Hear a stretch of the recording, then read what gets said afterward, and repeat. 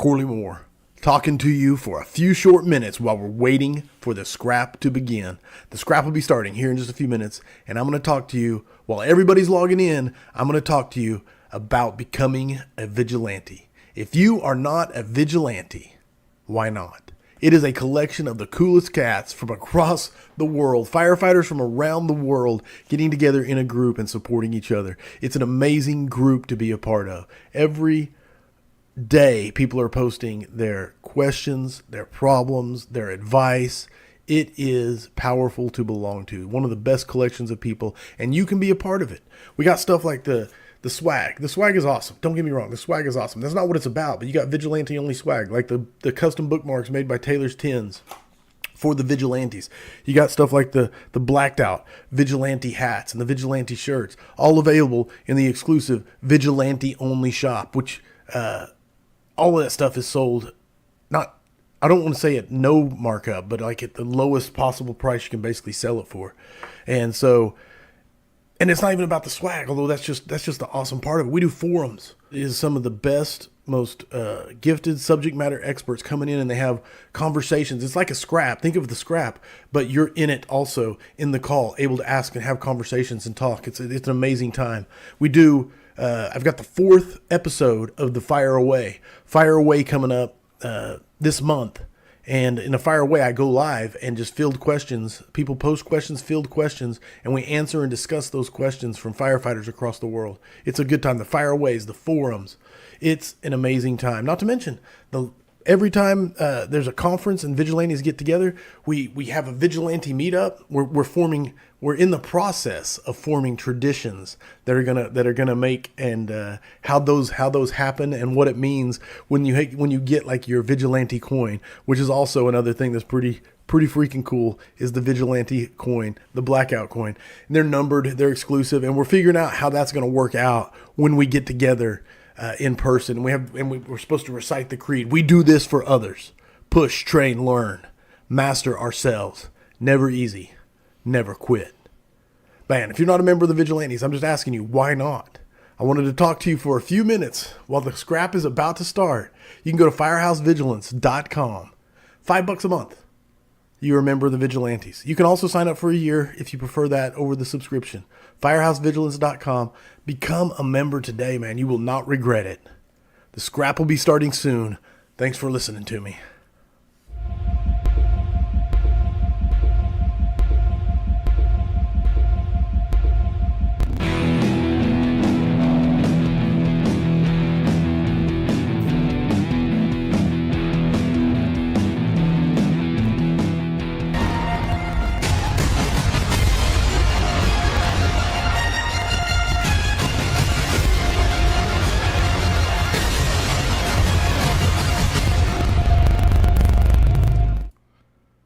Corley Moore, Firehouse Vigilance. It is weekly scrap number 236. I am excited tonight.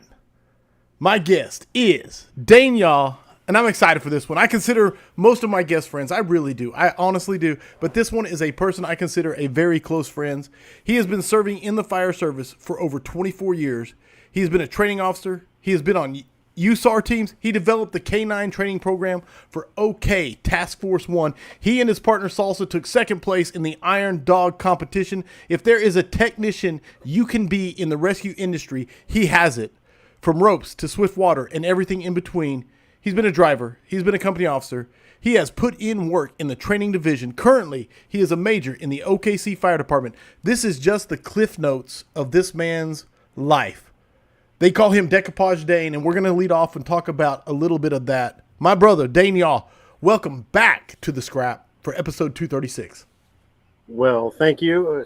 It's an honor and a privilege to be on the scrap again. So thanks for having me back on. Dude, I'm excited. I really am excited. Everybody, please let me know if you can hear and see everything that is going on, because tonight we are operating. I mean, Sam's in the background, but in the very background, because we're trying to fix the internet issues that we've been having, and that's part of the issue. Is I'm kind of rocking solo, doing everything that Sam normally does, and I can't say enough how much Sam does because of everything. Okay, Facebook's looking good, loud and clear. Good. Hey, please keep me Fantastic. posted. Please keep me posted if there's issues. Kyle Romagus is in the background looking at your questions, ready to grab them. So please, please, please have them ready. Instagram, I think, is up and running, but I can't monitor it. So, yeah, we're just going to roll with it like Instagram is running in the background. So, everything being said, we're going to rock on. Dane, is there anything I missed in the intros? What would you like to add? No, that was perfect. A little more than I. It was great. All right, I like it. I like it. Is the levels good? Please let me know. Let me know, chat. Yeah, Sam is the man. There is no Dane is the man, Sam is the man, Kyle is the man. We'll keep that going. Where else do I want to do? Okay, I got that. Pulling up my notes. Let me get to the parts that are important. Anything I missed, I got that. Get your questions ready for Dane, Kyle, myself. We are ready for you. Let's talk about those beautiful sponsors. The OG sponsor of the scrap, Keyhose. Check them out online at keyhose.com. Follow them on Facebook. Of course. See if anybody's saying anything important. Just making sure. Okay. People are texting me, so I'm making sure they're not saying, hey, it's not working. Affordable Drill Towers. On a mission to bring you cost-effective, versatile training props. With more than 60 drill towers installed, the Affordable Drill Tower comes in several configurations and comes standard with a standpipe system. Choose from 1 or 2 sets of stairs, place it against your Connex boxes for multi-story access, or freestanding on a slab. All models are NFPA 1402 compliant and gain you ISO credit. The only thing that you can't do on an Affordable Drill Tower is live fire training. Pump and roll using the Affordable Standpipe Prop. You can roll your Affordable Standpipe Prop into the classroom for standpipe theory, and then you roll it into the parking lot and pump realistic flows and pressures. It comes with up to 7 standpipe valves that can be upgraded to PRVs. The Affordable Bailout Prop allows you to practice window bailouts, ladder high point rescues, only 5 feet wide by 7 feet long. The Affordable Bailout Prop can roll under any 12-foot overhead door so you can train on the apparatus floor or in the parking lot. Call Steve, 844-55-TOWER, or drop an email to info@affordabledrilltowers.com. Last, but definitely not least, FirestationFurniture.com provides a complete line of quality furniture for your firehouse. Firefighter owned and operated, they understand the strain that firefighters put on furniture and offer furniture that's built to last. Visit www.firestationfurniture.com for more information. And of course, I always love Flame Decon. Wash your balls. Keep the cancer at bay. All right. That being said, the sponsors are done. We're ready to talk about stuff. Talk to me, Dane. It is always sage advice to wash your balls. Get them washed, man. Hey, balls and lady parts. I don't care what we're talking about. Get them washed. Get the cancer gone. Get the decontaminants out of there. And Flame is on a mission to make sure that happens. And I mean that with the bottom of my heart, man. I love their stuff. So, yeah. I washed in them this morning. So there you go. Very adamant about that. All right. And that's the start. That's the start of the scrap today. Go. All right. All right. Well, let's get right to it because I want to talk about building tradition and pride in the firehouse. That is that is where I want to kick it off. Like whether you're a one station department, in the middle of nowhere near you, or you're an urban department with everybody around you. What's your keys to building tradition and esprit de corps in the fire department? Well, it's you're exactly right. It doesn't matter whether you're at a single company house in Godebo, Oklahoma, or at a 1,000-man department, or larger. It all starts in the firehouse, and that's where you start building your pride and ownership, your esprit de corps, and it's very easy. It's I was thinking about it today actually. I actually went to a funeral of a good friend that I used to work with back in the PD days, and that it got me thinking about seeing all these former coworkers that I hadn't seen in a couple of decades. Brought back all the memories, and Sure. Back then in my fledgling career with the police department, our captain at the time, Kim Moore, actually I'm not sure if he knowingly set up the traditions and the pride and ownership, or whether it was just an organic thing that happened. But uh, he instilled within the crews that were working the seriousness nature of the work we were doing, but then also built everybody up into these uh, massive egos that came with training and being disciplined and having pride in the work you do. That every day you come into work, somebody's life is going to lay on the line, and instilling that, and that you were the right guy for the job.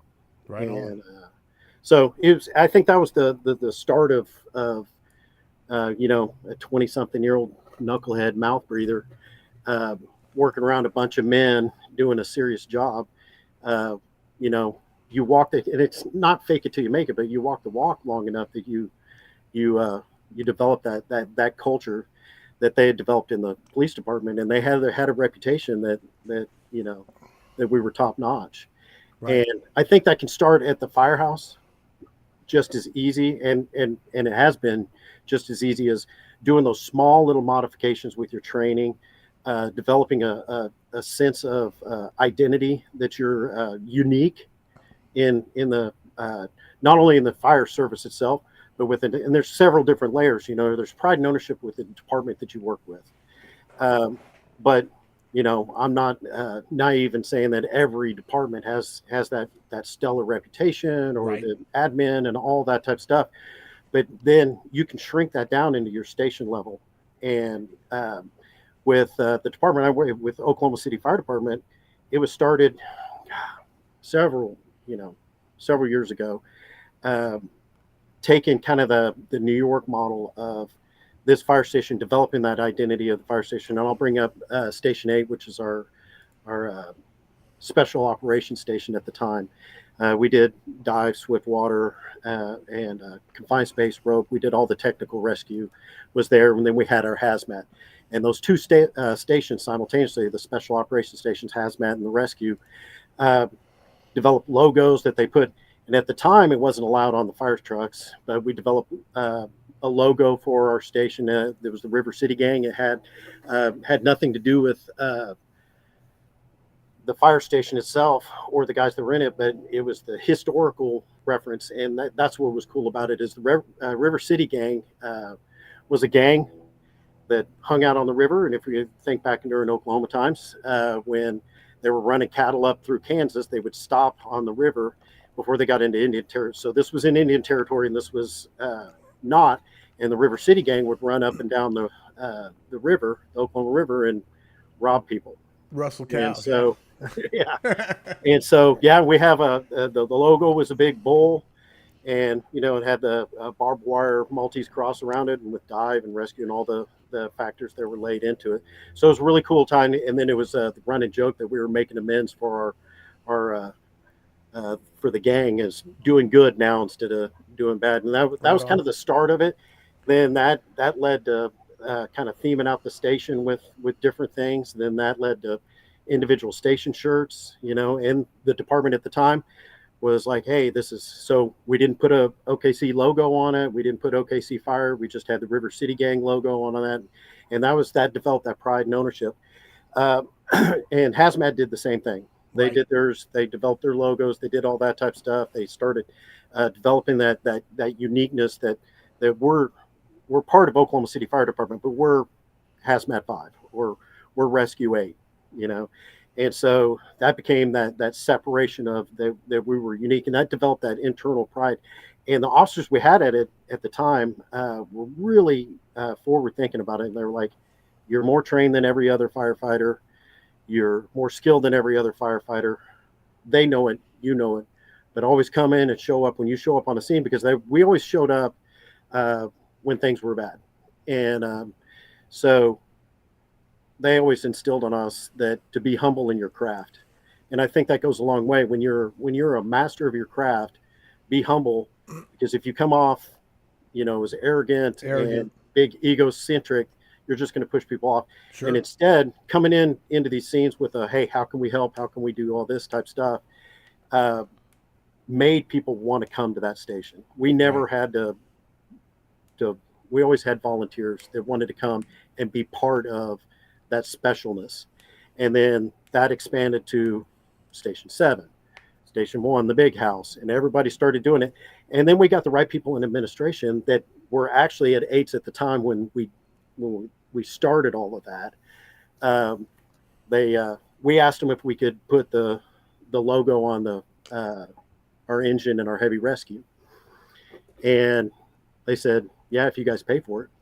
So, and the first two stations, Hazmat put their logos on, and then Station 8 put the River City Gang. We went to a graphics department, paid the money, and they put it on the fire trucks. Made it right. And then now they order the fire trucks with the emblems of whatever station, Whatever maybe the yes. Western Outpost, or the Hilltop Gang, right. Hilltoppers, so everybody now is, I think, out of the 38 fire stations we have, I would imagine probably 30 of them have their own pride and some ownership, sort of identity. their own identity. Yeah. And then, I transferred all that pride and ownership when I became the training center coordinator, and the marching orders that our deputy chief Walker at the time said, hey, I want to revamp. We're starting fresh. We're bringing in a whole new cadre. I want this to be the showpiece and the crown jewel of our department. And to his credit, he was looking, not, I was looking in the first 6 months, 6 and 12 months. Right. He was looking at 5 years, and he kind of hit some stuff home, and he goes, we're going to change the department, and this will kind of harken back to Scott Thompson's book and what he preaches. And he always says that what his model will work for is for smaller departments. Right. I think he says something like in his book, sub 500. But that I would like to add a caveat to that. You can have massive cultural changes within your department, and pride and ownership and traditions and all that from a Sentinel event. But with us, we had radical changes, even though we're a large department, because the guys in the corner office saw the retirement numbers. Right. And they were projecting, in which we are, 5 years later, half our department has half of our employees. So 500 firefighters have less than 5 years on the job. Right. It's and crazy. All of those were in that crazy little time period. Right. And so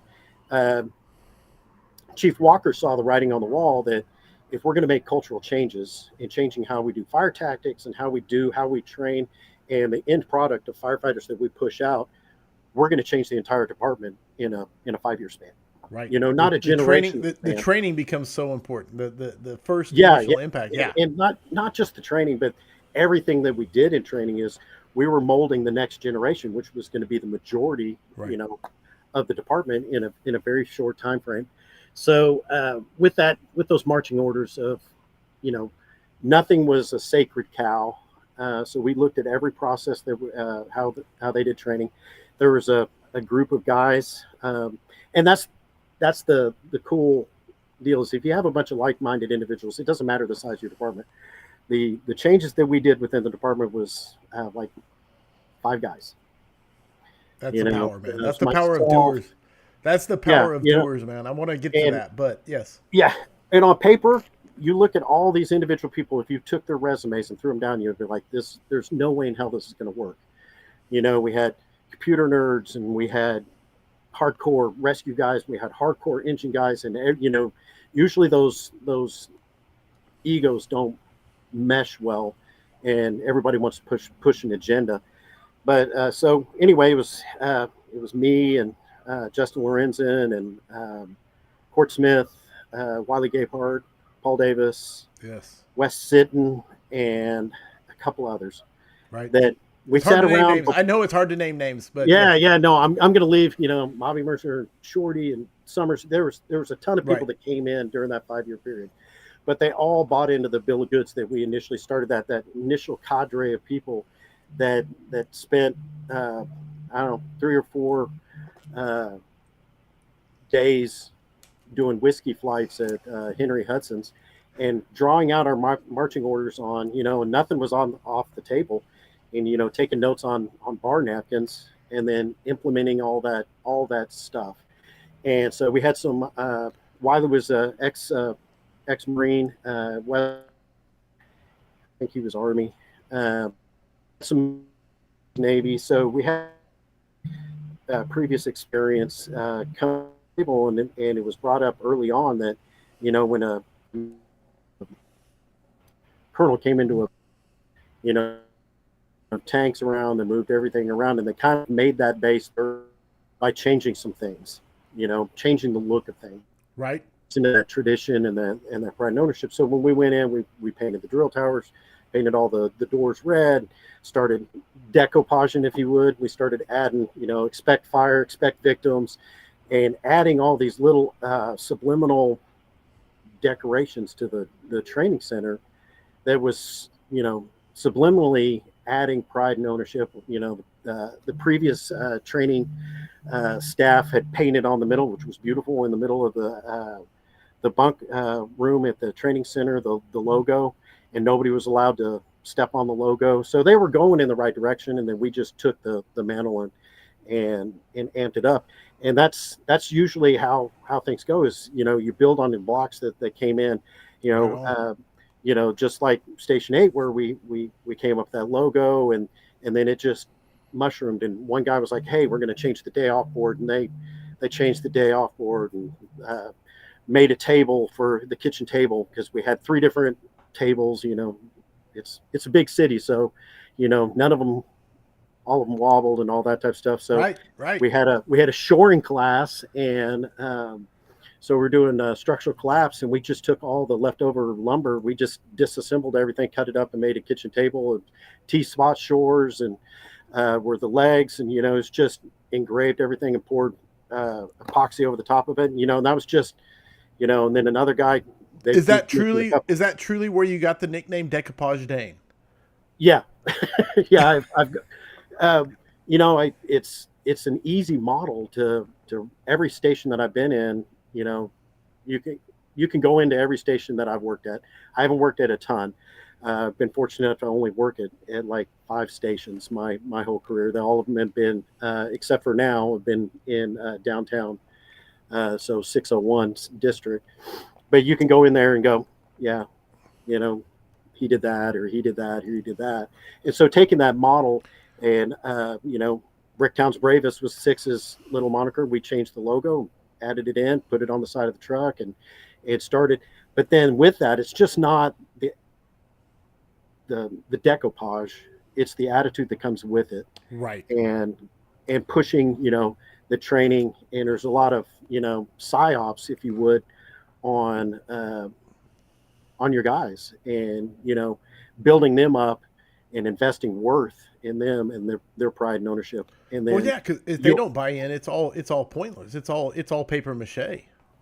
Yeah, it's a house of cards. Right. Yeah. So there's a little bit of heavy lifting with the officers that are involved to push the agenda and get it. But once that ball's rolling, just like at training, we start throwing in and taking different ideas. And that's what the beauty of when you're developing and pride and ownership is, that once people get buy-in, then they start running with it. And there's several things that happen. Lightning in a bottle phase that I get credit for, which I could honestly tell you who came up. I may have followed it through completion, but I can't tell you that was my idea. This was my idea. Painting the drill ground was not my idea. That was Wiley's. And so, and all this stuff, we got named somebody went to a USAR training in West Virginia, had this big massive plaque at their training center, and it said, these things happen, tsunamis, earthquakes, tornadoes, death, mayhem, all that type of stuff. So, buyer beware when you enter this training ground. This is what we train on, type of deal. And they took a picture of it. They thought it was really cool. And so we brought it back and added a similar just took a great idea over here and added to ours. We didn't have any lettering or anything. We just named the training ground, and then we named it the Forge. We came up with a logo for the training center itself, which was the anvil and the Maltese cross and the one standard on the anvil, and that was kind of Court's add to it. I was not hip with it, and that maybe is the biggest takeaway, is people can come up with an idea, and it may not be what you think is the ultimate idea. I wanted to go with the Spartan helmet, to be honest, Right. and which would have been totally lame. Not that, well, you have a Spartan helmet. I have a Spartan helmet. Thanks, Dane.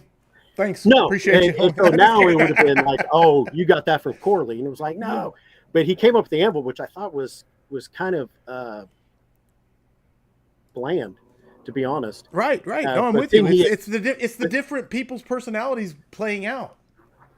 Yeah, I'm trying to pull up some pictures right now so I can share them. But go ahead, keep talking. So but he then explained it. It was like, all right, well, what's the story with the anvil? And he said, well, the anvil is a blacksmith uses the anvil. That's their office, their desk, and they forge everything. And they take raw material, they heat it up, and they bang it into a working tool. And after he said that, I'm like, man, that is a powerful emblem of the training, because that's what we do. We take these raw material, these civilians that want to be firefighters, heat them up, bang them, and forge them into a working tool known as a firefighter. And I was like, man, that is perfect. Once he explained it, and then J-Lo had the one standard. We're gonna, that was his deal, is when we, I think it is. And so if I'm getting the names and the people wrong, I apologize. But the one standard is that we're going to teach one way of throwing ladders. We're going to teach one way of handling hose. We're going to teach one way of throwing, of rescuing and searching. And so we're going to give them the building blocks, and it's going to be one standard across the board. Right on. There's not going to be any deviations. And so that's where the one standard came into play. And then the links that we had that were made up around the logo. I'm trying right now, Dane, while you're talking, I'm trying right now to share the pictures. So everybody bear with me, but I'm sharing the pictures of you building the chain links around the emblem. And I want to be very clear to everybody, because J-Lo's in here, and the first time I met, and I was like, who did all this? And J-Lo pointed and said, that guy right there, his name's Dane Yaw. And so he will give credit to a lot of people, and he does, and rightfully so, because there was a lot of people involved, and he's a humble dude. But I will say that they point at him and say he's the reason it happened. So anyway, keep on going and explain. I'm showing pictures of you putting the chain up. Oh, okay. Explain the chain. So the chain is how we do training. Court came up with really the training model that we had, Court and J-Lo and Wes, and it's based off of the talent code and how to train professional athletes.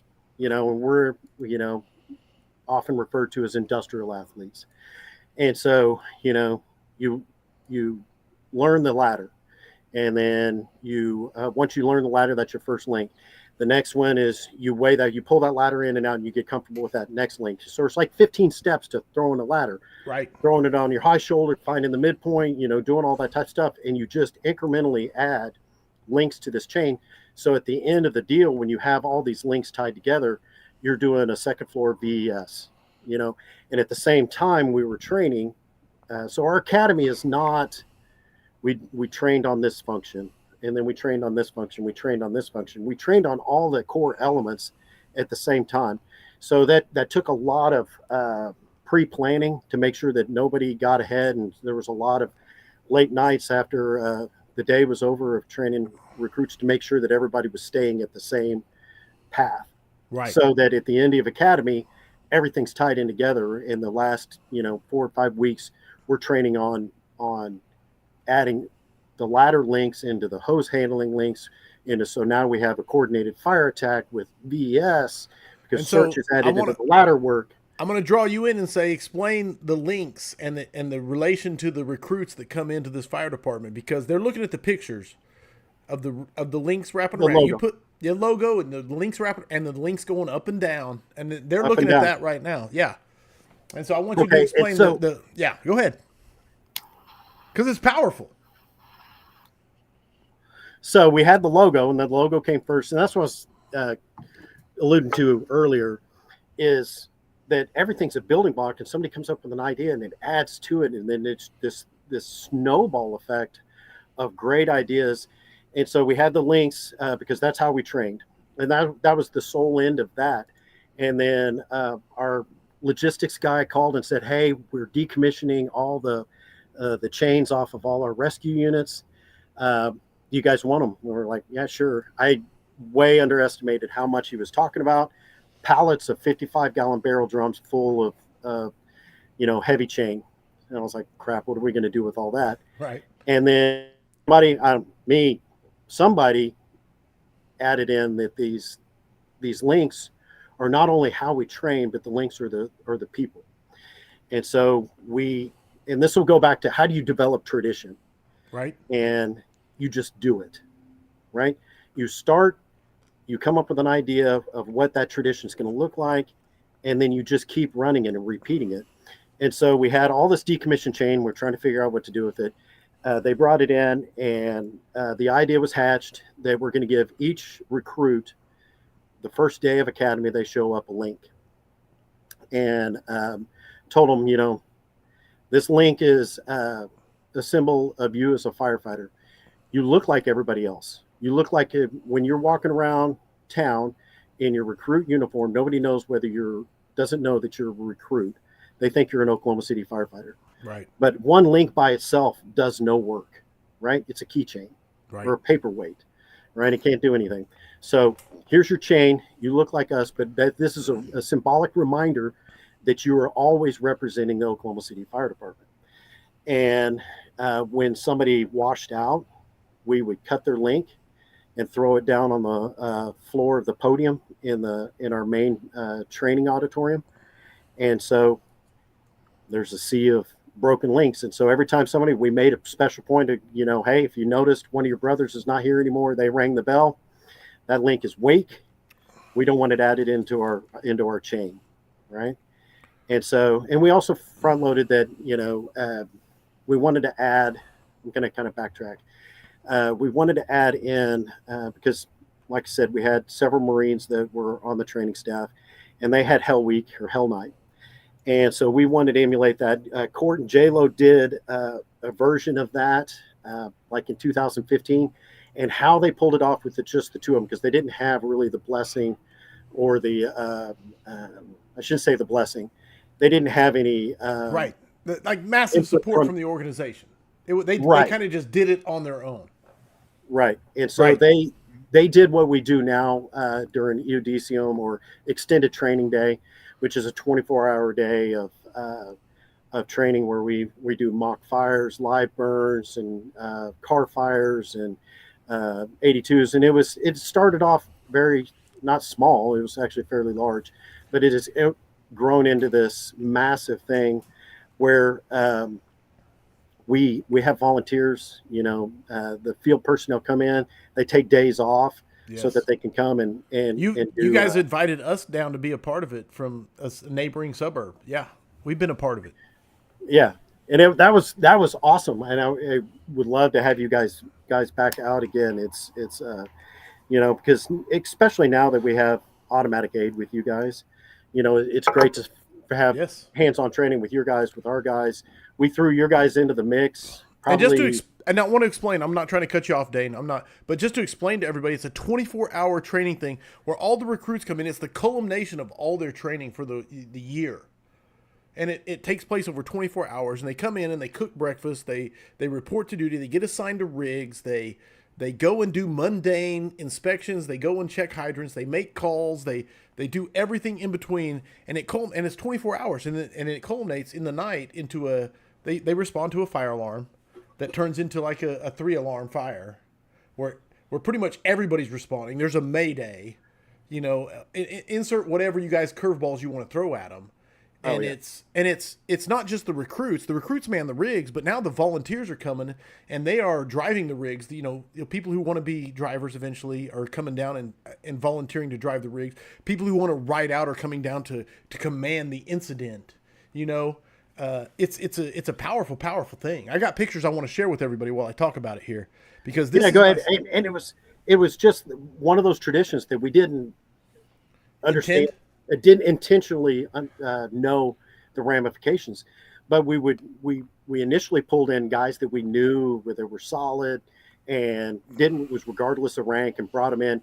And now we're purposely putting guys that are gone through AOA, that are on deck for studying for driver.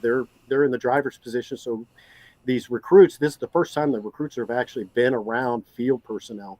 Right. So guys that are lieutenants, that are on the captain's list, or studying for captain, are put in that captain's role.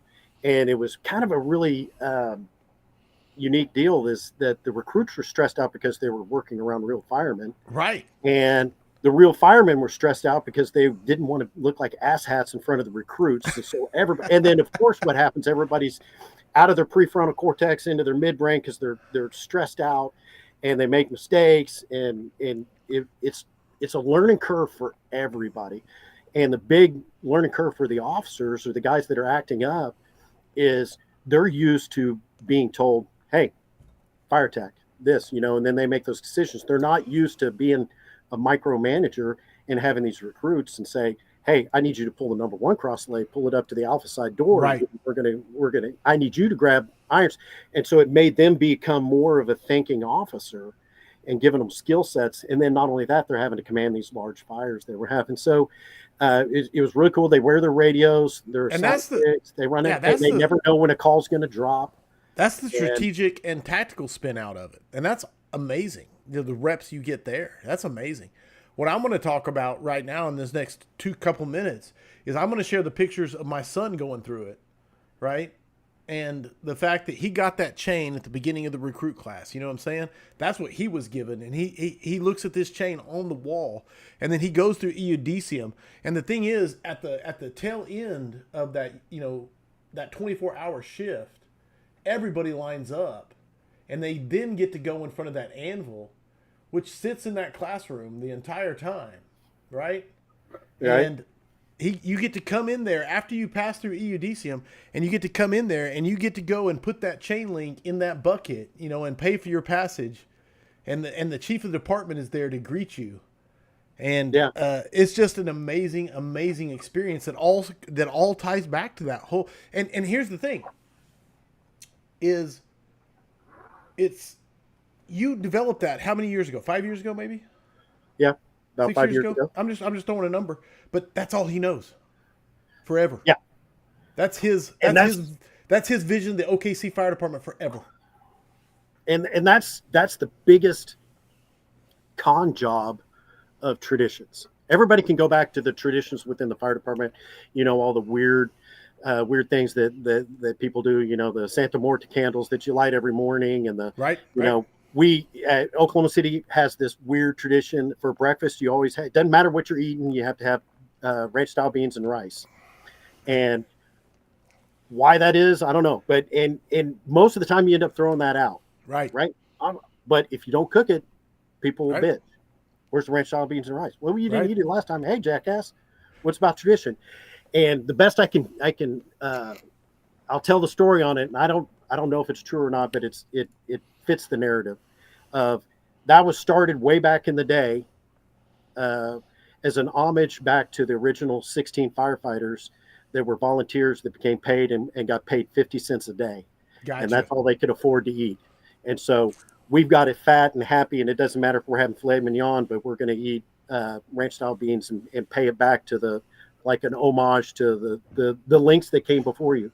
Right on. And so um, going back to the links, so we give the recruits, and I'm gonna add in the whole elements for just probably brevity. So what we do is, but this was all this slow incremental changes over. Right. We did one. Now the next one, how can we make it better? How can we make it better? How can we make it better? And then it just added all this in. So the all around recruit, who is voted on by their peers, and it's a prestigious honor for the recruit academy. The recruits themselves vote which person within their academy depicts their class the best. It's most likely not the smartest guy. It's not the most physically fit guy. And we've been shocked and surprised every time on uh, who they pick. I mean, Chelsea Dillon was one of them. Voted all around. She's a buck 10, maybe wet, just a workhorse. I'd have her work for me in a heartbeat. It's just a stud, and they picked her as the all around.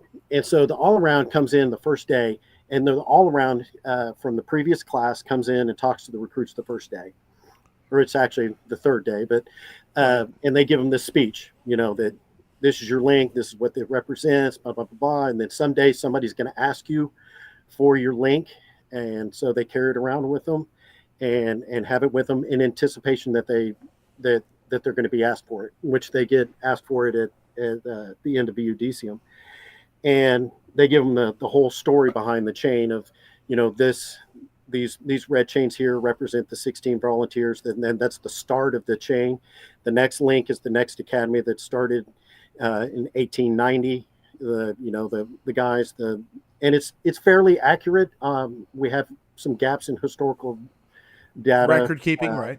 Record keeping, because it goes back to 1889. So we kind of did some fuzzy math and anticipate, by number of people leaving, blah blah blah. Right. So it's fairly accurate. And then so each section of that link that goes all the way around is the academies that came in, and they have a little stamp medallion on them that has the year that there were. So if we had a multiple class, it'd be 22-1, and then the next set of chains would be 22-2 or 21-2. So everybody has their individual marker, and I didn't understand the big picture of that and how powerful that was until much later, because I just thought it was a cool symbolism. Right. And they tell them that right now you have this individual link, and one day when you pass academy, you're going to press your links in there. But know that when your links as a class is pressed into this historical chain, you're pulling all the honor and sacrifice and tradition that the people before you. So it's not an easy pull, but you have 4,000 people pulling this 3-ton chain. So everybody that's pulling in the right direction, you can do great work. And so we added in there, we added some special ones. We added the kind of Sentinel Hallmark deals, the first set of African Americans that were hired back in the 1950s. And I can't imagine how their workload went during that time. And then the first female firefighter, the first African American female firefighter. And then we have white links, which is the only links that are actually identified as an individual person. They have their own tag, is line of duty deaths. Right. And so they're put in there with their initials. Excuse me. And so at the end, like I said, at the end of Eudicium, or the trial, it's Latin for trial, we had this little ceremony. And the first ceremony we did, it was just us, and I think it was just us. I may be getting this wrong, but it was just the training staff. We put the amble down there, we lined them up, and I gave them a little speech, and then we had them come up. Right. I might be able to muddle through it. Let me see if I can remember. It's been a hot minute since I've done it. It was something along the lines of this. In Greek mythology, when a person goes from the civilian world, passes away, they go to the river Styx, and that's that kind of limbo area. And they have to pay passage across the river Styx before they can go to Hades or happiness, right? We don't know which we're going to do, right? Kind of like the pearly gates, but you still have to pass the river Styx. And with that, you got to pay the ferryman your coinage to get across the river Styx. And that's why they buried people with coins on their eyes, right? So they pay the ferryman, right? Right. And if they didn't have the coins to pay the ferryman, they stayed in that area in limbo. They couldn't go forward or couldn't go back, right? And so now you have been weighed and measured and found worthy to move forward in your path. And much like these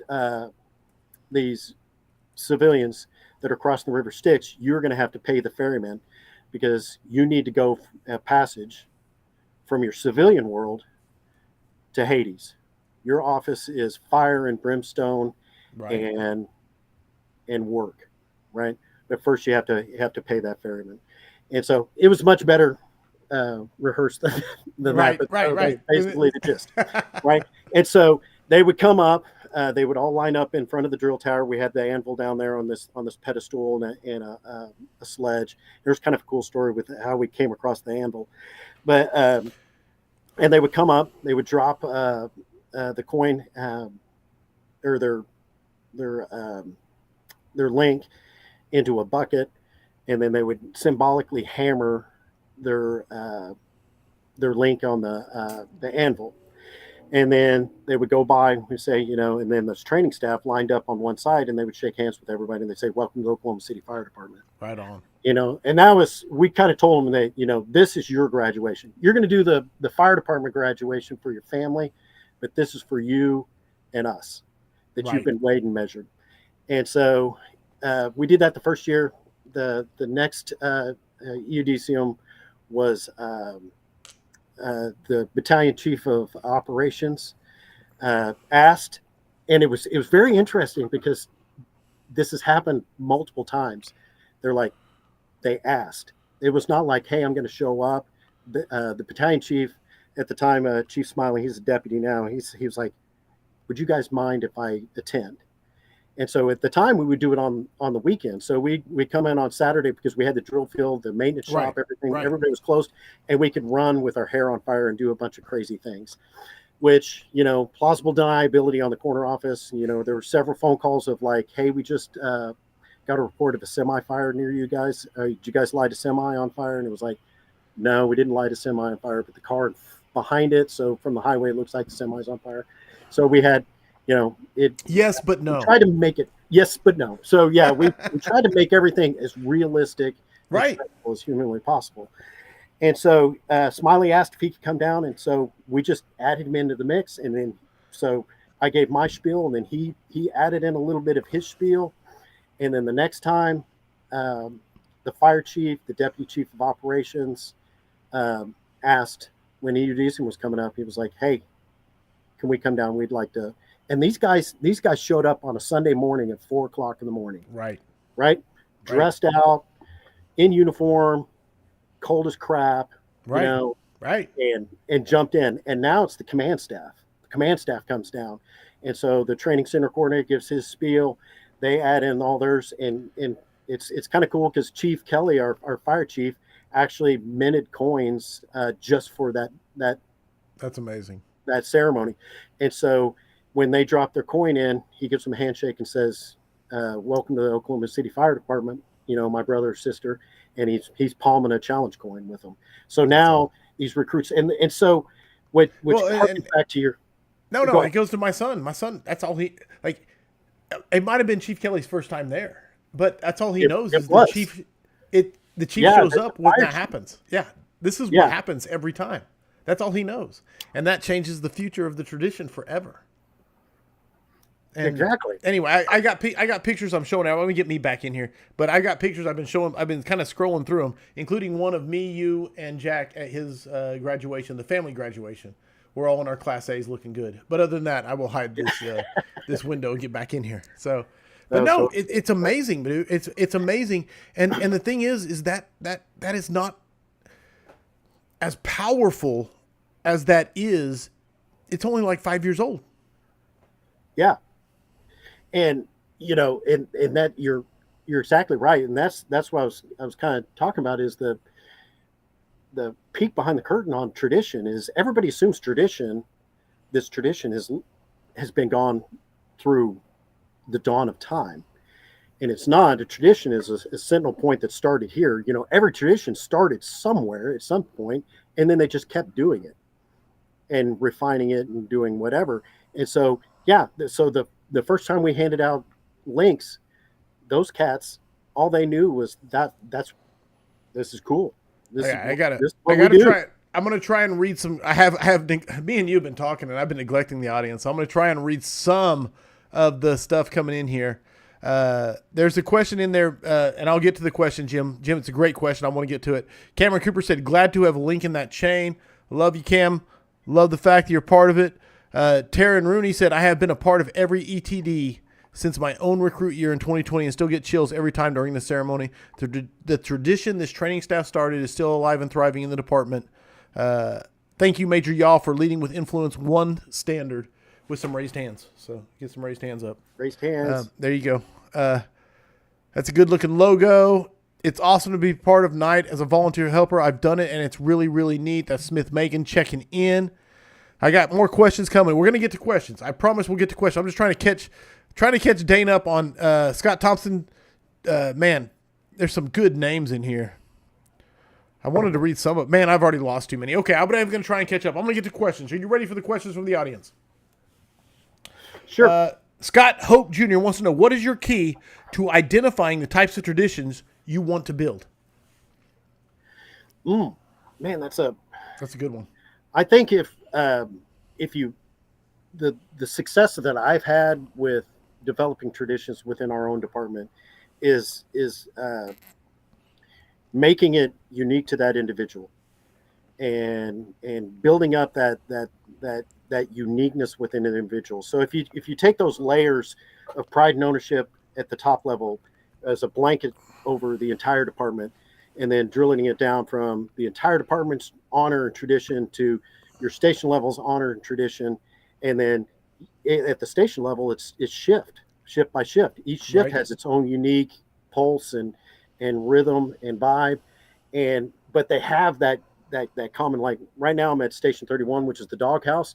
Everybody's a dog at the doghouse across all three shifts, but it's uniquely different, and everybody adds in their own spice to it. So to go back to the question, make it meaningful, have a little bit of thought with it, but the majority of the things that we've done in Oklahoma City have been kind of organic, right? And then after it's done, then the thought is added into it and to spice it up, if that makes any more. So if you go back to Station 8, the logo was just a cool idea, and we wanted to separate ourselves out and be, kind of like FDNY, all the individual stations with their own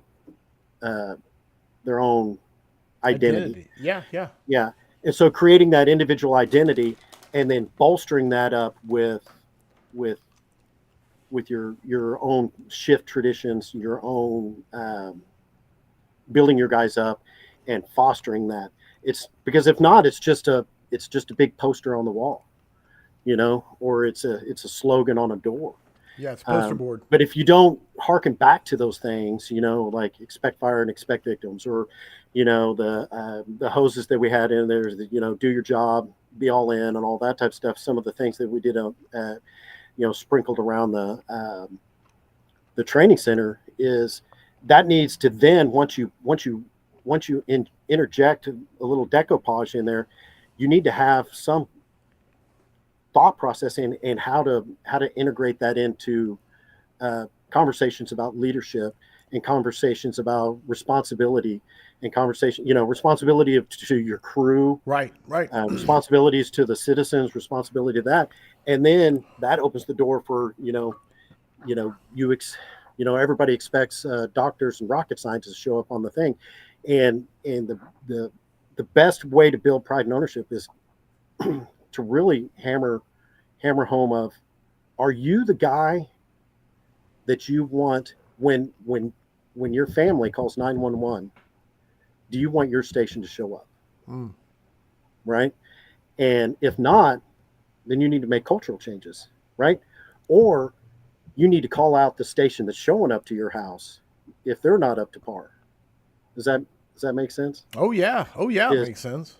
I think it resonates with everybody listening to the scrap, because I think that's a driving mantra for most everybody here. But no, absolutely. Yeah, kill them with competence, or competency is that when I take pride and ownership in my guys, and I tell them on a continuous basis that, defend your first end, right? Nobody's going to stretch the line. I love that. Right?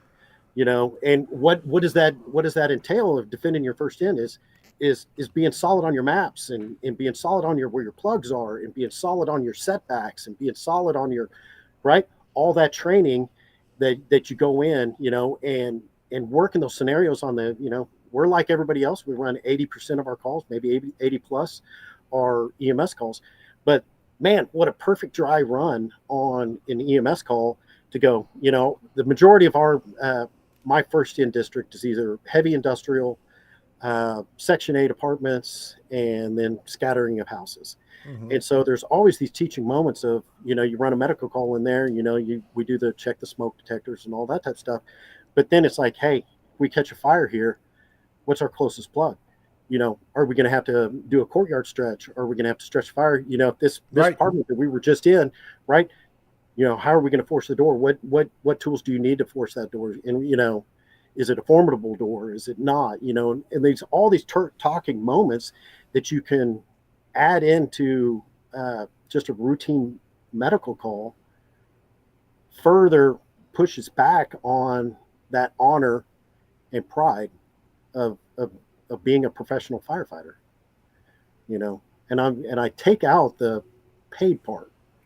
Right. Whether you're a volunteer or Right. It's no, absolutely. Whether you're It's a paid, mindset. It's a mindset. you're a professional firefighter, and people expect you to be professional firefighters, and you don't have to be professional all the time. I mean, we've got, flip flop. Well, it's not flip flop. Everybody has Crocs, but Fun Day Sunday. Where the Xbox comes out and we're in between calls. The guys are playing Fortnite or Call of Duty, and it was just a blow off, relax. Hey, you can be unprofessional there, but once that rig rolls out the threshold of that station, Mm-hmm. you're a professional firefighter. Right on. And the guys switch, right?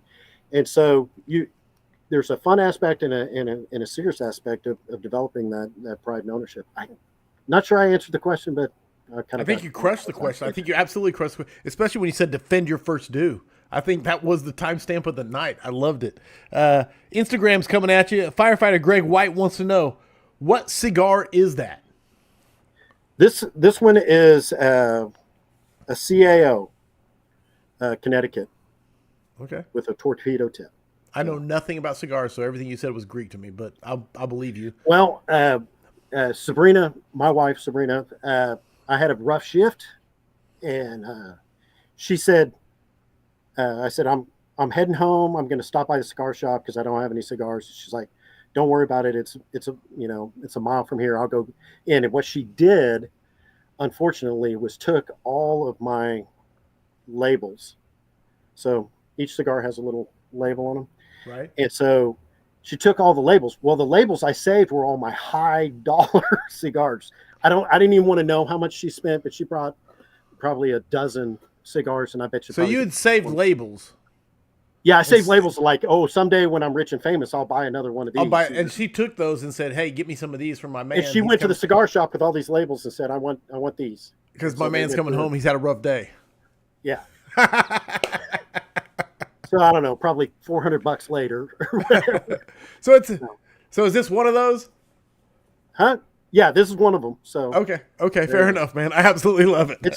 She takes care of you, it's man. a Dominican. The Sabrina is a one of a kind, was, man. 1 in a million. I love it. Yeah. I love it. We got how do you get a strict our way or no way administration to buy into creating the culture? Have lots of jakes that try to build it up, but continuously get shut down by admin. Well, that's coming from Noah Holt. Great question, Noah. And there's no soft tosses. No. I'm sorry, Dane. No, I'm not gonna lie, it's a hard lift, right? But we kind of ran into that when we first went down at Station 8. We went down this rabbit hole of developing these traditions and pride and ownership. Is we took baby steps. It was we talked all 3 shifts, and we were like, hey, we want to do this. We want to make this big thing. And talk to the graphics. We, luckily we have a graphics department, and he was all in. He did the research, and he came up with the River City Gang deal, and then we added everything into it. But that was just adding artwork to that was just dressing out the station, and admin didn't care. And then they kind of balked at the station shirts, so we had to eat some station shirts because we had OKCFD on the shirts, their station shirts. And we got a hard Hard no. nut kick on that one. So the next generation shirts, and they pushed back a little bit on it, but it was like, hey boss, this is just a shirt. It doesn't say anything on it. This could be a Firehouse Vigilance shirt. It Right. doesn't say anything. It doesn't identify us as an Oklahoma City firefighter. And they really didn't have a dog in the fight then. And now it's really cool. It was a slow process. I mean, this was back in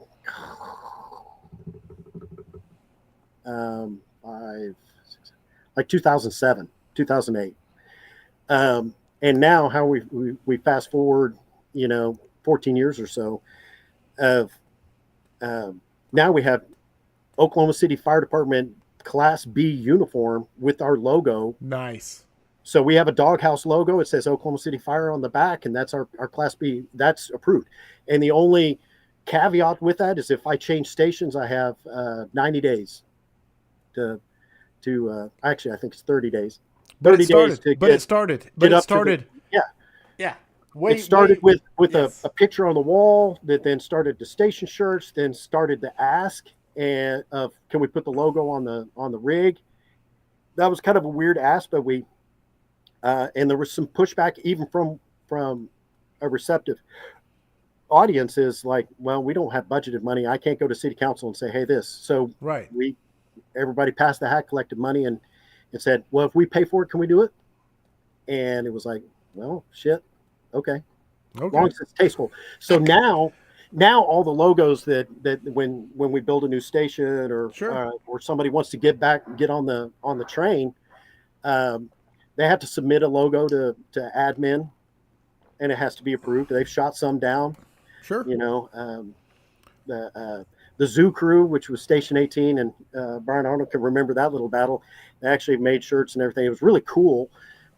With the gorilla pulling out the bars because they're right next to their fire station was the zoo. We're fairly close. That's where our boys at. That's where Jack's at. Yeah. So they had to modify that because somebody thought, somebody would get their panties in a wad about somebody escaping from bars, and and so they had to change the Zoo Crew around a little bit. But that's the give and take between admin and us running amok with our hair on fire. We do have to have some adult supervision, or you're going to have, something that's not socially acceptable to be put out there. But it was those slow incremental steps of, take the Rob Fisher deal, 100% pressure, 10% or 10% pressure, 100% of the time, and with theming out and doing all your pride and ownership. It's baby steps, and it's not going to happen all at once. But if you throw it out there, but and it doesn't matter whether it's Oklahoma City Fire Department, Moore Fire Department, or whatever, God, I lost my train of thought there. Man, it's pretty core. The cost of Esprit de Corps, the value of Esprit de Corps.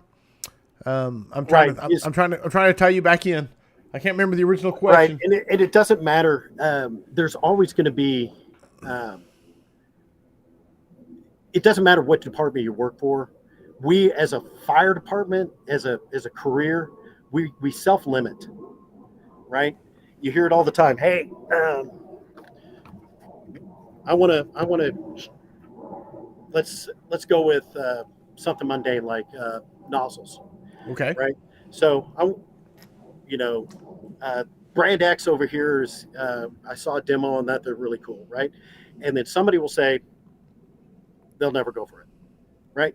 And that idea will get shot down. We self-limit very, very bad. And I'll take a good example. When I first came to the training center, the projector in our main auditorium was janky. It was about the size of a Volkswagen. And it was horrible. It was temperamental. It come in, come out, all that type of stuff. And I was like, man, we need to get a new one. Well, I was the training officer at the time. I was the training center. The training center coordinator said, they'll never buy a new one. They're $80,000. Right. They're not going to do it. And so I was like, well, shit. And so I left it at that, and I kind of stewed on it for a couple of weeks. And that's that self-limiting deal is we already assume that the answer is going to be no. Right. And so then I contacted a bunch of sound audio people, got bids, did the back channel RFPs, and presented to the fire chief. And he's like, we've been needing to replace that forever. Wrote a check for it, and it was just the ask. And Right. so we self-limit that, admin's not going to be on board with us doing station shirts. If you put them in the loop and go, hey, we're going to do station shirts, or we want to change the decor in the fire station, just give them negate the pushback. You already anticipate what the pushback is this is but if you have them buy in and going, hey, this is the logo we're going to do. No, it's beautiful. That this is what we're going to do. It makes it very hard for them to say no, especially when you're like, hey, we're paying for it out of our pocket. It's not going to have the city's logo on it. It's not going to reference the city. Right. Are you cool with that? Right. And then that's that baby step into the next thing of going, hey, can we put it on the rig? And hey, 10 years later, sure. 10 years 10 years later, it's a thing. And now they pay for it. Right. No. And one of my pet peeves is what I call worst case scenario decision making. Right. And I hate it. They like, hey, we want to do this. Well, what's the worst thing that could happen? That could be really bad. We're not going to do what you asked, right? Right. Because the worst case scenario. Well, when you make all your decisions based off the worst case scenario, then it's the same as the worst case scenario actually occurring, right? Right. And it's not going to happen if you don't ask, right? Right. And I never realized it until just now talking to you in this scrap is that we do the same thing by saying they'll never say yes. We're creating the worst case scenario. Yeah. And we never ask. We never get past that. Instead of they're never going to give us a tiller, or they're never going to give us a mid mount. Insert whatever. They will never go for that. So we never ask. Mm-hmm. Whereas the case may be that, maybe we won't get it, but you didn't ask. Yeah, I'll butcher it, but it's what is it? Wayne Gretzky's a shot not taken is a shot missed, right? Yeah. Take the shot. Yeah. Hell, you may make it in the goal, and then you're moving forward. So. Love it. I absolutely love it. Yeah, we'll butcher quotes all day long. This is scrap. That's what we do. Hell, it may not have been Wayne Gretzky. It could have been somebody else. It is now. It's Winston Churchill or Wayne Gretzky. That's all there is to it. As far as you know. Right. Scott Hope Jr. wants to know, how do you approach the overcoming of favoritism and the good old boy system to facilitate pride and tradition development? I don't know the specifics of that question, but I'll throw it to you anyway. Well, yeah, nothing like softballs, right? Right. Can you put one on the tee? Every time. I would say, all right, so if you want to take, a page out of a leadership book, your change agents, right? Identify who your change agents are. And so if you do have favoritism within the department, which every department has, and it's a roadblock, get into the hip pocket of the favorite and get them to be your change agent. Covey up them, because if you jump the yard of that favoritism, it's going to get shot down. And then you take that change agent and plant those seeds and make it their idea, and then you're off to the races again. And I like to say always, you can be right or you can be effective. And make no mistake when I say this, don't mistake doing the right thing for being right. But a lot of times you can be right in a good old boy system, but be completely ineffective. Or you can just be effective. And again, don't always do the right thing. I'm not saying compromise your principles or anything like that. But right. If you're in a system and the rules are in place and you don't get to affect the rules, play by the rules, beat the system until the system changes. And it will if you do it right. But be effective. Well, absolutely. And you do you, yes. and well to a point to where you're cutting off your nose to spite your face, because some people will do you. They will be themselves to the point where they are completely ineffective. But yes, I know what you're saying. But if you push, I knew that the chain was a big deal. Right. When I was break for lunch, I came out of my office. I was heading out for lunch, and somebody was in classroom A, which is our main auditorium, and the lights were on. So I went in and just popped my head in to make sure that everything was cool. And there was a guy there with his family, and he was talking about the chain and pointing out where he was. He went alphabetical out of his class, and he was like, "That's my that's my link," and right. and all that type of stuff. And what was, which that's happened several times. It's kind of interesting. But what was cool about it is it was one of those guys, a malcontent, burnout, pain in the ass to everybody. You wouldn't want him on your shift. You wouldn't want him at your station. He was that guy. And every department has those guys. I mean, we've got 1,000 guys, so odds are we got several of those guys. But um, but he even then that broke through that.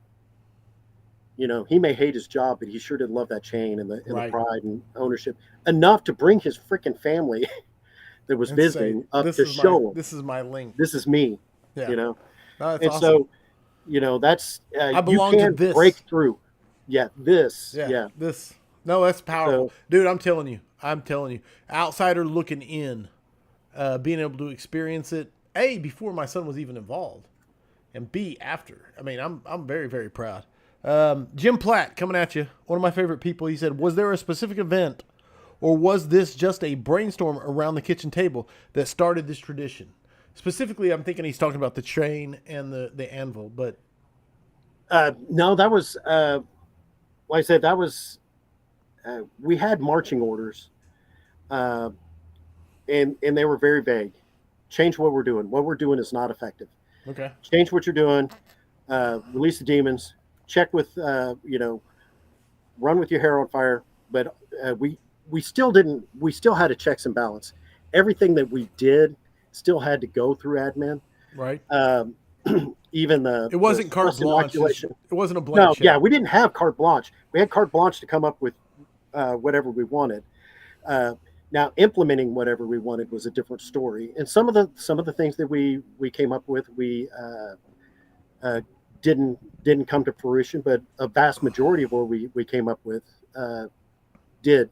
So that to get back to the question, hopefully I can answer it, is that was a concerted effort between a bunch of like-minded vigilantes, if you would, that were coming down and had marching orders to make change. And what does that look like? And so we went through systematically looking at how training was done prior to us, and really what the guys were doing before us were stellar guys. I mean, and they came up with great ideas. And that's the beauty of everything is it's I can't really own what we did in those 5 years because it was built on what the guys were doing before. The processes that they were putting in, we just made it better. And that's what you hope is that when you come into a station, you Yes. mold everything, you make it better, and when you leave, the lights are still going to kick on, and hopefully you've given those building blocks, which those guys gave us a solid foundation. I mean, the training staff before us spent ungodly amount of man hours building burn boxes, and they set us up with a bunch of tools. We just made them fancy Right. and gave concepts behind it, Well, and even made even tonight, asking my wife for pictures to show for my son's, EUDCM and his recruit academy. She was like, "Well, do you want this picture of their, their class shadow box and their motto and their T-shirt and everything that existed, and it's hanging on the walls throughout there for years and years and years." yeah, and that was a tradition that was started Right. way back. And that's what you That got to they build would on. do with plaques. Yeah, Right. and so there was still pride and ownership. Unless I say I didn't reinvent the wheel at Right. all. Uh, I just made it fancy, and I pimped the wheels. We added some You pimped that ride. 20s and yeah, All lowered the right. front end a little bit, put an air scoop on it. It was still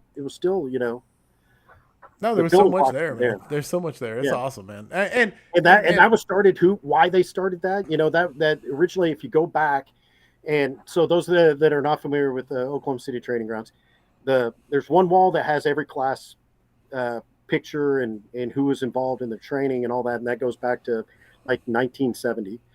And about that time is when they made a special plaque for the all around, the most athletic, the highest score on education, the smart guy, the physically fit guy, the all around. That was all the original plaque. And then the next one, they they came up with a name for their class, and they was added onto it, and then they did just, and then Then they had a so they were motto, the and then they same. had yeah.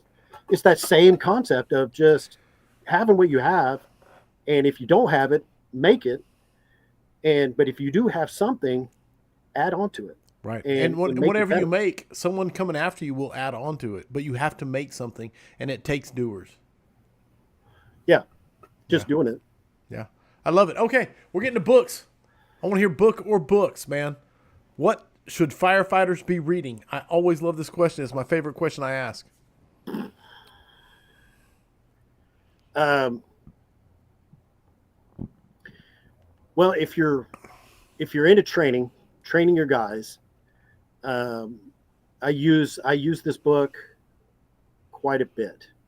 We used it, and I alluded to it. The way we modified how we train recruits was based on I think it was Klein, um, the talent code. Talent code. Now, and it's a book, Coil. and so Coyle. Yes, thank you, Yes. Darren Coyle. 100%. So, but he has a Cliff Note version, which is called the Little Book of Talent. So it's like the Cliff Note versions of, and basically having intent on your training and all that. If you want to motivate your guys and set in deep training scars, Right. positive training scars, not negative training scars, but setting solid foundations that when the panic monkey takes over and you drop back out of your rational brain and you're functioning on your monkey brain, that you go into that automatic pilot, and that automatic pilot is that training that you have instilled. And so as an officer or as a firefighter, and it's very interesting because there's a lot of psychology based on that book on how to train not only other people but yourself. And I used it more as a self introspect on how I learn and how I train and do all that, and adding stories to that to seed it into a deeper long-term memory bank, for lack of a better word. So the Little Book of Talent is a good one. Leadership, the best book. I'm not a prolific reader. I read a lot, but not a ton. So I cut corners. I've read oodles of leadership books, tons of them, Vicuzzo's and Maxwell's, and just a ton of leadership books trying to figure out my leadership style and how to polish it up. And my wife actually gave me, and I don't know how she came across it and who put her on it, but she bought me, and it's like $8 on Amazon. It's 52 pages. It's called The Sticky Note Leader. Yeah, sticky And note it leader. is You've referenced this so many times to me, and I still haven't read it. Yeah, I'll I buy you a know. book and I'll send I it, know. because all right, we'll take, so as a trade for this is a shameless plug, just in time for St. Patrick's Hell yeah. Day. Let me You see. got a green There shirt? you go. Kill him with competence, baby. Kill them with confidence. Um, I'll buy you that book. It is the one leadership book that I reference on the regular, and to the point of I have the it's got these little icons as a memory deal on a Post-it note sitting on my dry erase board in my office. No, I need it. I need it without a doubt. And it's just all this, and the lady that wrote it, she's like, I just took all the good stuff that made sense to me out of all these leadership books and put it into a Cliff Note deal. And so it's solid. How to develop your guys, how to build them up, how to filter crap down from up high, so they only get the good water and not all the other crap that they don't need to, minutia that they need to worry about. Drop barriers down to make sure that they're going to provide fuel for them to go forward. Lift them up. And the big hallmark is, and everybody says it is when my guys are successful and knock stuff out of the park. That's my time to praise them publicly. And if they're there when you publicly praise them for kicking ass and taking names, even better. But if they win, then that's their win. if they lose, then it's my loss, you know. And then I have, as an officer, need to now I've identified those three U's that Yeah. you can never Execution. remember. Yeah.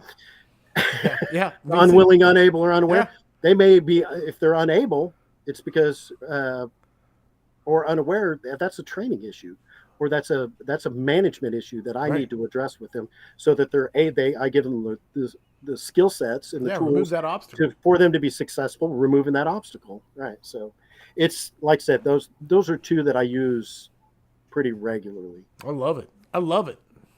Anything that references the three U's, I absolutely love. And Sabrina chimed in, said, Katie Cole, the sticky note leadership. So there you go. She gave us the name of it. All right, that takes us to one of my favorite parts of this whole ordeal. The reason I do what I do. It is the 5 questions for firefighters. You've been exposed to it before. This is the 5Q3, and it's technically the 5Q3 version 3.3. I'm pretty sure. It's the 3.3. It's the third iteration of the questions over the history of the scrap. Okay. So, the questions have no right or wrong answer. It's completely your opinion. The points are arbitrary. They're assigned by me with the help of the studio audience. So all I have to know is, are you ready for the next 5 versions of questions for firefighters 3.5Q3 something? Bring it. Here we go. I be careful what you wish for, right? Number 1. What is the skill that has carried you through your fire service career? What is the skill?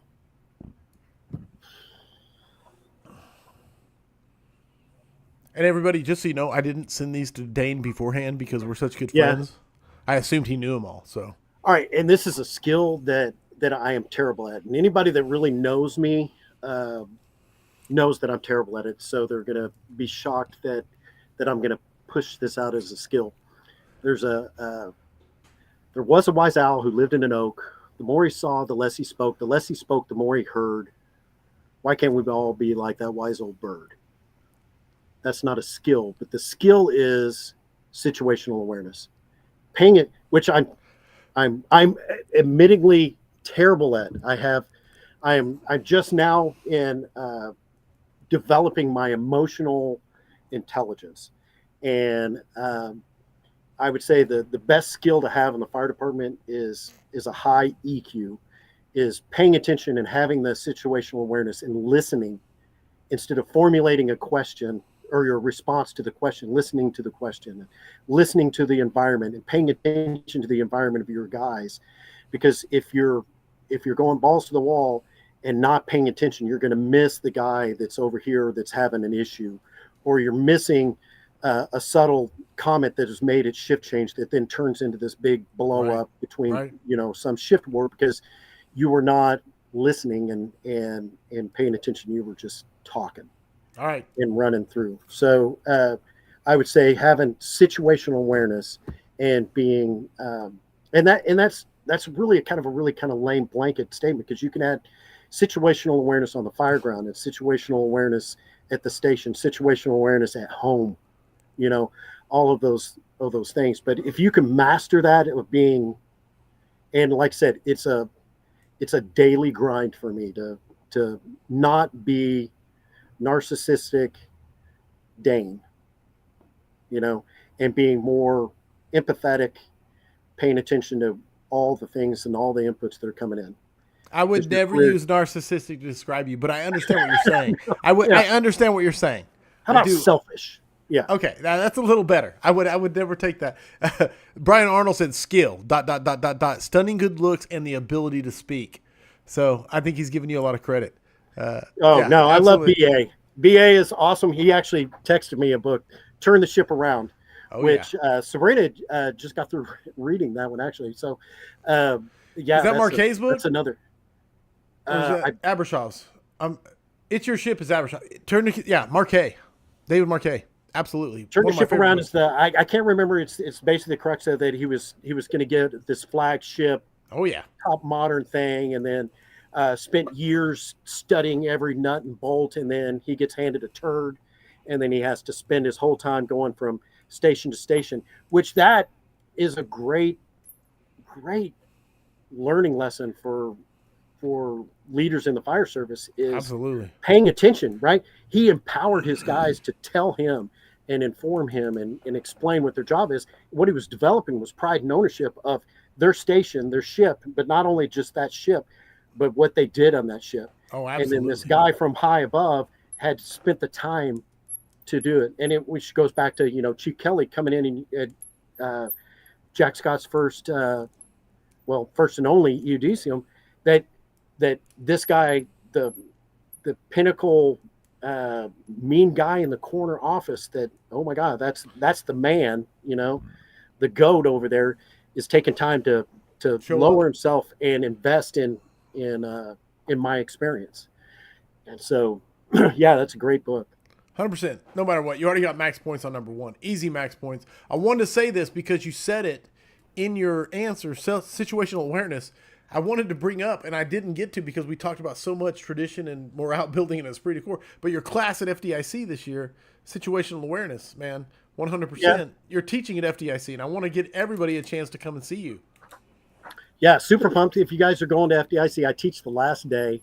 So hopefully everybody will be not hungover and enjoy the class. But it was lessons learned from my days at PD. We were commissioned officers. We ran the ambulance service. Was run as a division within the police department. It was kind of a weird mix. But so we had patrol officers. There were paramedics, dual trained. I never was on a squad car. I went through police academy, kind of a modified version of things, and wore a police uniform.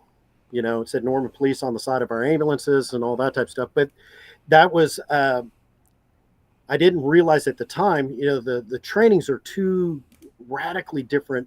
Yes. Police, fire, and EMS. We all have that servant's heart. We all have the duty to act. Ingrained in us, or we wouldn't do it. But their training is so radically different than what the training I got when I went to the fire service. And so my training in the PD days, running ambulance calls, was from the mind frame of a police officer. Grandma's going to have a shank and she's going to stab you. Everybody lies. It's just this paranoid. They develop, because it's a safety net, is that they always have to be hyper vigilant because somebody is eventually going to do them harm. Right. And so it's this, I don't want to say paranoid, but this diligence. It's aware. It's an awareness. It's an awareness. And so their situational awareness class through the entire police academy was built around that kind of that core concept of you need to respond, but you need to respond in a manner that keeps you safe. Right. And when I went to the fire service, went to the dark side and the bright side. The bright side. God, I wish I would have done it earlier. But anyway, it was radically different. I came in the cusp of the Oklahoma City Fire Department when they were first starting the ALS program. And so they're like, hey, we're running these medical calls, and you're going to be paramedics, which are like half doctors, and they're going to be slinging drugs, and you're going to be carrying narcotics and all that. So just saddle up for that. And it was just, and that was basically how it laid out. And so when I promoted to sergeant, part of my promotion was to be an EMS training officer. And so I was an EMS training officer for 2 years. And in that, we had a couple of close calls. And the chief of EMS at the time came to me and he said, can you put a program together to make our guys safer? Right. Nobody ever got hurt, but it were really, really close calls of where things went wrong, but just by the graces and the stars lining up, nobody was injured. And so, and that was back in 2005. And so really aggression onto EMS was not a huge thing. But it was starting that you could see the trend moving that direction. And we were knee deep in, first responding. So I took all the elements of that I learned in PD. You're fine. I got to read you the chat, but go ahead. And added it into into fireman speak. And so just like sizing up for a structure fire, I teach them how to size it up for, as you're driving along, as you're coming up, you either stop before or you pull past, depending on your hose lays, right? Right, So right, do the right. same, right? So as you're driving by, pay attention to the windows. Do your size up, your window size up, just like you would on a fire on this medical call. Pay attention to which lights are on. That's going to tell you where people are harbored, right? As you pull all the way past, you get almost a 360 of the structure, and now you're taking an uncommon approach, right? Right. When PD goes out on a domestic or goes out on a nefarious call where their radar's up, they don't stop right in front of the house. They stop past and then they take unconventional approaches because they don't want to be bird dogged in, right? And so you pull the fire truck right. Not only that, does it leaves the space for the box to come in and they can unload right there. They're not having to roll down the street or whatever because the big red truck's in front of it. And so just those little things, and then sizing up, paying attention to what the call is that going to raise your threat level? And just it's expecting the unexpected on these calls. And it's easy. We've already self-regulated ourselves on stabbings and shootings and domestics Right. and suicides where we stage, right? Right. The program I'm teaching at FDIC is all about the gray areas in between, right? And paying attention to your logbooks of, when I was at AIDS, there were two rival gang members, and we were in the middle of two rival gangs. So we knew if the green shift had a drive-by shooting, we were going to have a drive-by shooting Right. over in this area, right? So if we had a man down, right? Man down's an ambiguous call, right? We're not going to stage, right? It's just so, but now I have the information because I have the situational awareness of the previous shift had a drive-by shooting over here. Now we have a man down over here in a known gang area. Should we slow roll, get more information, do all that? I And absolutely love everything, man. In fact, that was the first time we met, was at the little dollhouse at OKC Right. Fire, when you ran one of my crews through your little situational awareness, just for that. It was, when I say little, it was just for that house, and you talked Yeah, it about was a 15-minute. positioning on windows, thinking about approaching the house, things like that. And I was like, hey, can you come teach this class at my fire department? And you did. That was kind of where we met. Yeah, that was the initial. That was the initial. Just to go back like, in time. Oh, yeah. Then I met Sabrina, and I was like, oh wow, now I understand. Sabrina's amazing. Now you understand why he's so smart. It's because he married a smart person. All right.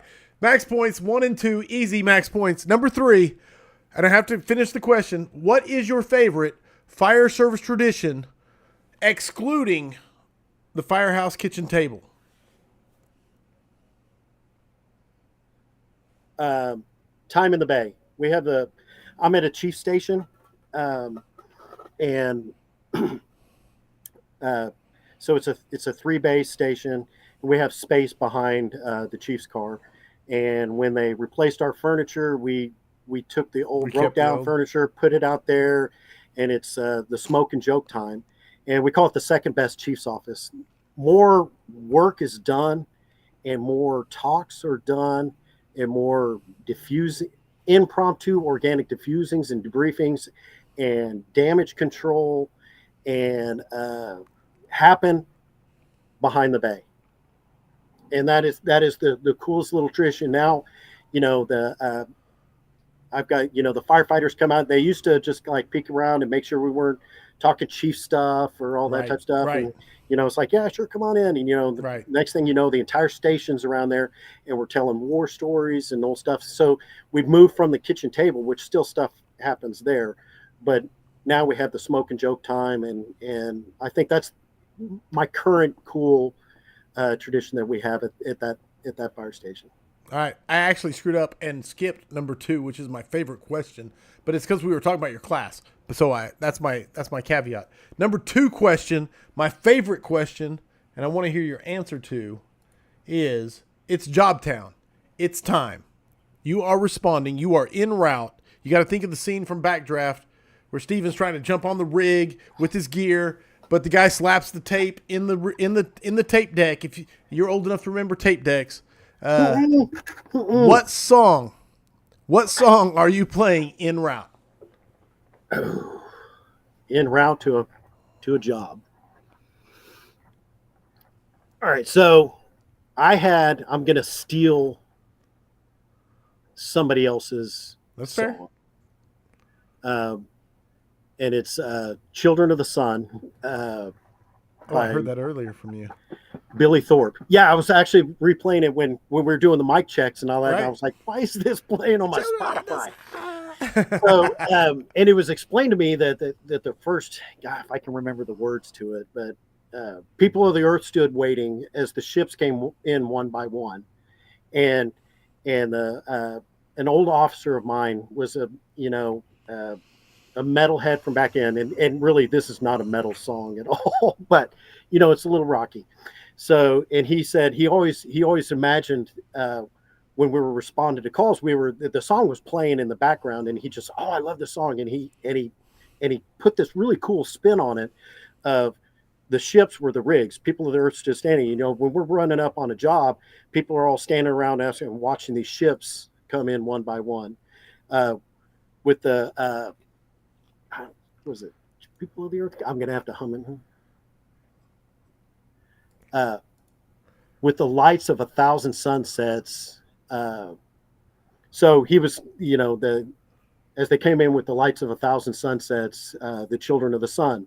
We're the children of the. He goes, I always equated myself as He goes, I probably dropped too much acid back in the day, but the children of the sun. The sun's a big ball of fire, and that's where we are. We are children of the fire. And I love it. I love it. It's and it goes in there and gives a little line in there is about they all stood listening as the voice from the sky.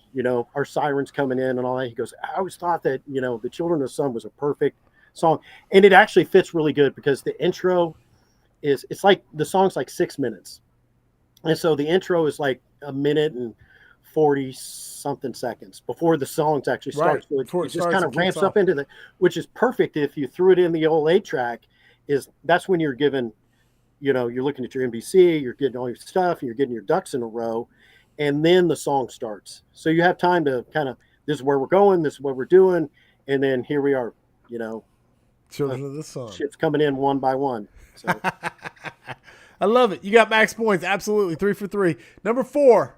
This one is on the clock. No honorable mentions. No elaboration. You either come in under the time limit or you don't. But who are the 4 people you would place on your Mount Rushmore of the fire service? And go. Do I have to give why? All right. Ben Franklin. He was the original, the OG. OG. Started the American Fire Service. Lloyd Lehman, little tiny drops of water, has created the longest standing argument between smoothbore and fog nozzles in the history of the fire service. So he would have to go up there. Alan Brunacini, maverick, visionary, love him or hate him. He made radical changes to the fire service. And so they're all dead. Let me give Paul Combs. Ooh. Paul Combs. Oh, God, I got 20 seconds. No one in the fire service has ever addressed the amount of hot button issues in such an eloquent manner, and nobody set him on fire. He has addressed all the dangers. So that would be my 4. Dude, I love it. I absolutely love it. The OG, Ben Franklin, Lloyd Lehman, the originator of the Ricio, Brunacini, be nice. Be nice. And I think that's Paul Combs' first Mount Rushmore appearance that I can think of. Anybody can correct me if I'm wrong. Was Paul Combs even a firefighter? Oh, absolutely. I mean, he's well known for his artwork, but no. Oh, absolutely. yeah, but I don't. Was he ever actually a firefighter? Oh, absolutely. Was he? Okay. Oh yeah. And, I would love to have just a book of all his stuff. Oh, brother, man, I'm actually going to text him as soon as we hang up and say, dude, you just made Dane Yaw's Mount Rushmore. Well, I mean, he's addressed. Everything. No, if there has been a topic, he has drawn a cartoon about it. Yeah, and it's such not a way afraid. Not a huge fan. Okay, Yeah. yes, I can't say enough good stuff. Where am I at? Oh, Not, yeah. not afraid to throw anybody under the bus. And then people still even know that you get thrown under the bus. And there have been plenty of cartoons where I'm like, oh, I am that guy. Yes. Still No, love that's it. me. Oh, Still God. love it. Yeah. That's my Oh, chief. God. Oh, yeah. No, 100%. No, I love the OGs all the way from, dude, that's a great 4. Easy, max points, 4 for 4. Here it is. Heavy fire, searchable space. Would you rather be assigned to the nozzle or first in on VES? Well, if you asked my 10-year and down self, I would say, God, hand line all day long. Fight fire, right? But my older self is we're in the saving lives business, and fire tech should support that saving lives. So VES, there's nothing better than doing our job, risking a lot to save a lot, and a lot is somebody that can't rescue themselves. Love it. And There so you go. that's why we're here, is to pull people out of the fire. I've burned down plenty of structures to the ground. It doesn't matter hill of beans, but the people that you pull out, that's the ultimate feather in your cap. Boom. 5 for 5 back-to-back appearances, 108, 236, 5 for 5, absolutely max points. And that officially puts 236 scraps in the books. Dane Yaw, thank you for spending your evening with us. If someone wants to get a hold of you, what's the best way to do so? You can drop me an email. My work email is dane.yaw@okc.gov. That's the easiest way of throwing me a line, and I'll try to answer any questions that you possibly have. I don't know a lot, but I know a lot of people. So if I don't have the answer, I can find somebody that absolutely does. That's a club I belong to. I love that. Housekeeping. Go to firehousevigilance.com. If you're not a vigilante, ask yourself, look in the mirror and ask yourself, why not? Vigilantes, they're amazing. Go join. $5 a month. You can sign up for a year. I'll be posting a link to the scrap after party. Dane doesn't know it yet, but he's coming to hang out and get his chops busted here shortly by all the vigilantes. And of course, they never actually bust chops. I'm just going to be real with you.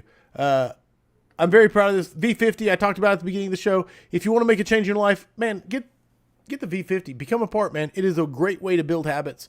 All that being said, go become a vigilante. Go get your V50 commitment. Go get your green shirts for St. Patty's Day. Dane sported one tonight. Next week, it is. Yeah, there you go. And next week, it is Paul Capo. Show it off. What a stud. There it is. What a stud. Oh, there it is. There it is. I'll be wearing it on the 17th, my friend. Absolutely. Next week, it is Paul Capo, followed by RJ of Capital Fire Trading, and then the one and only Candace Ashby. It is shaping up to be a badass March, plain and simple, all the way across the board. You won't want to miss these episodes as we keep 2024 rolling. Thank you, Dane Yaw, for being such a phenomenal guest. I appreciate it, and look forward to spending a little time with the vigilantes in the after party. Getting roasted. I got to hang with them at Pensacola when you had a meet and greet there. And that's where the song question actually was born. Was in that? Was it really? In that meeting? Yeah, that meeting was the song, the birth of the song question, which is one of the best questions. I love that question. Vigilantes. Awesome. If you are going to be part of the Scrap After Party, Sam will be posting the link in the private group. Dane is going to get roasted, so be there and please roast him. Okay, I'm saying that from the bottom of my heart. Don't do the normal. It would anyway. The scrap would not exist without you being here, tuning in, and throwing your comments and your questions at us. I appreciate you all. Thank you for tuning in live. I love you. Remember, mutts don't scrap. I hope the tones stay silent unless it is burning. Everybody, stay safe out there.